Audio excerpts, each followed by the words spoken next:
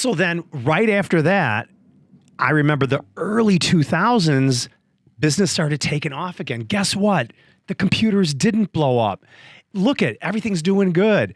So we started to really rebound, and we started to ride a high. It was a bull market from then on. And then at that point, I knew I started to really have to start working on my business succession plan. So I was probably in my early 30s when I really got serious about talking to my dad. You weren't in your 30s in the 2000s? Yes, I was. I'm sorry. No, in the 90s, 40s. Yeah, you're right. Because I mean, I was 40. He's trying to make himself younger, and you just ruined it. That was actually Thanks. fake news, Jim. Yeah, that was really fake news. So now Jason's Thank you calling for you correcting out. me. No, I'm not going to lie, but Or cry. I'm not going to cry. Well, it's cry worthy. Let me tell you when you think about it. But anyway, the 2000s, I really decided I needed to dig into this business succession plan because I'm in by 20 years now, and I need to have something at the end of this journey. So I finally got my dad. We went out. Everyone knows how to talk to their dad, how to talk to their mother, how to talk to their brother, their sister. They know when the right timing is. My dad was always good for, Dad, let's go out after work. Let's get dinner and have a martini and calm down. And that's when my dad and I had our most successful business conversations, was over a martini.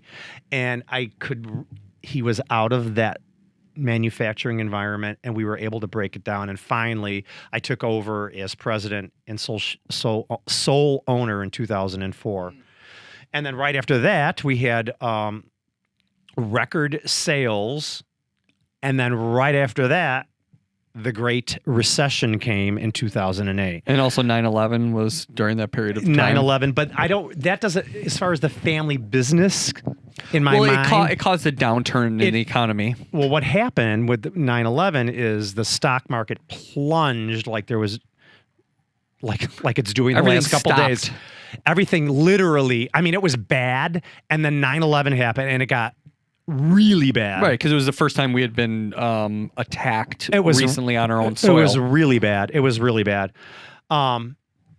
So just reflecting on the 2000s, it was, planning that business succession, getting my dad to really, we needed to hire an attorney. We've done many episodes on business succession planning, and then finally taking over as president, and then moving into record sales, and then boom, everything dropped like 60%. So you have siblings. How did you wrestle control of the business and 100% ownership, despite the fact that you have I siblings? bought my sister out. My sister had a certain percentage. So when my parents got divorced, my mom had to relinquish her shares of the business in some capacity. I don't know. It's been a long time. Per the decree, yeah. And per the decree. And then, so my dad owned a significant shares of the business. My sister and I owned a smaller minority shares of the business. So once the business got valued, we could come up with a number for mine and my sister's shares. So I literally paid her out over time. Does that answer your question? Yep. So she was out. She never expressed any interest. No, not at all. She was like in banking. She was a bank teller. So then the 2010s up to current time, that's when I realized was my big commitment to networking. I said, I'm never going to, because the recession had such an emotional effect on me. We've talked about it on the show many times. It was the most horrible, gut-wrenching times, not knowing when I'm going to give those guys. I had no work. We had literally no work queued up to give 5 guys in the shop. So one by one, I'm sorry, I'm gonna have to lay you off.